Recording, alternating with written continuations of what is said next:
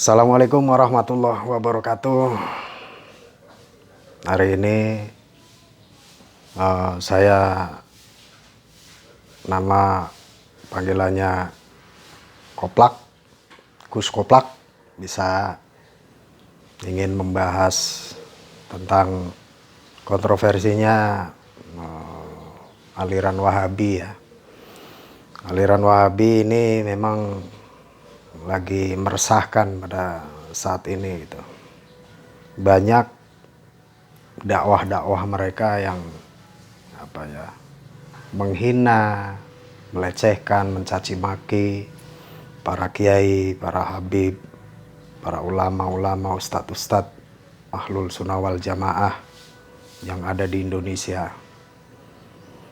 Padahal sebenarnya mereka ini kelompok minimalis, tapi lagunya udah keterlaluan sebenarnya.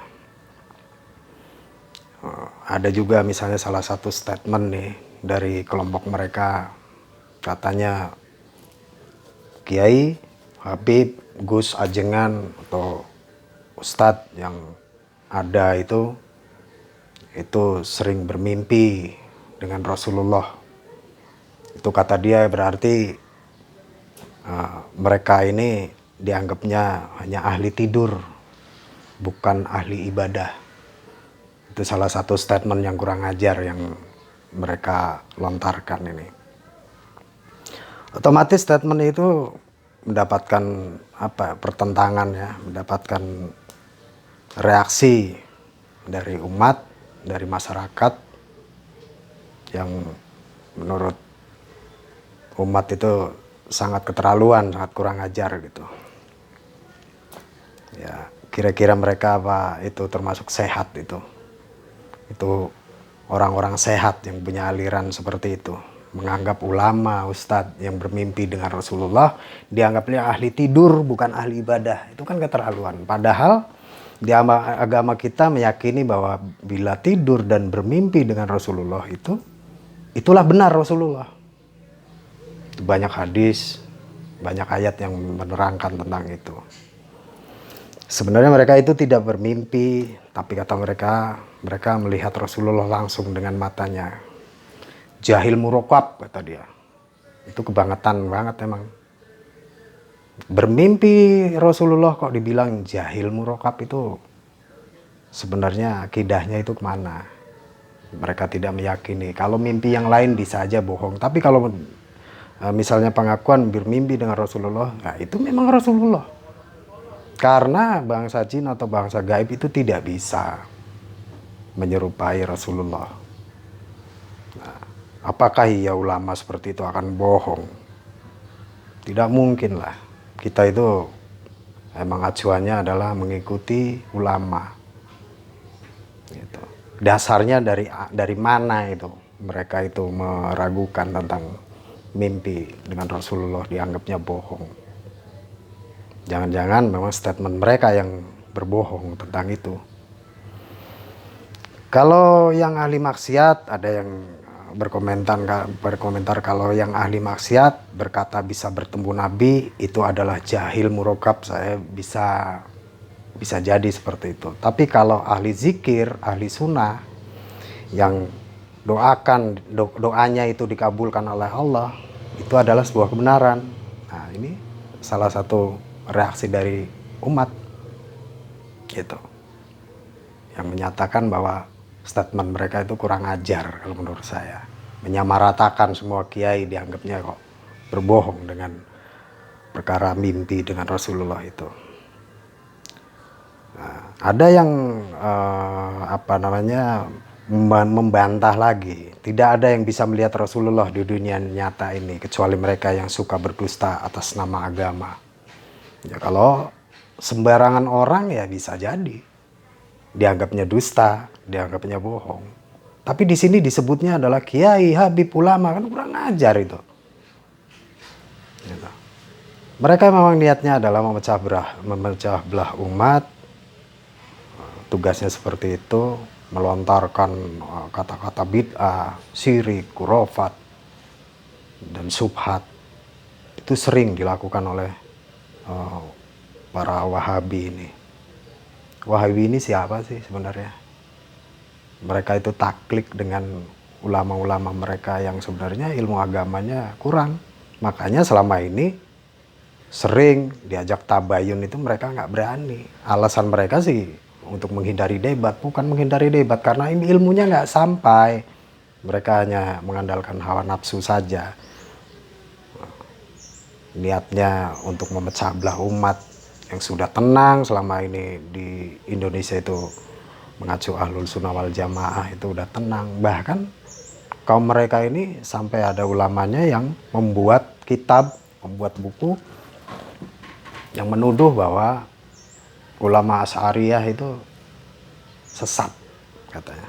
Itu kan keterlaluan itu. Ya akhirnya merembet ke umat awam itu ngikutin, akhirnya berimajinasi lah untuk menjelek-jelekan para habib, para kiai, para ustadz. Ya, ini salah satunya lah statement katanya saat tidur bermimpi ketemu Rasulullah dianggapnya ahli tidur bukan ahli ibadah. Itu kurang ajar sekali. Padahal jika Allah berkehendak apapun bisa. Allah memberi terhadap orang-orang yang Dia kehendaki. Apa mungkin mereka ini mengingkari kekuasaan Allah?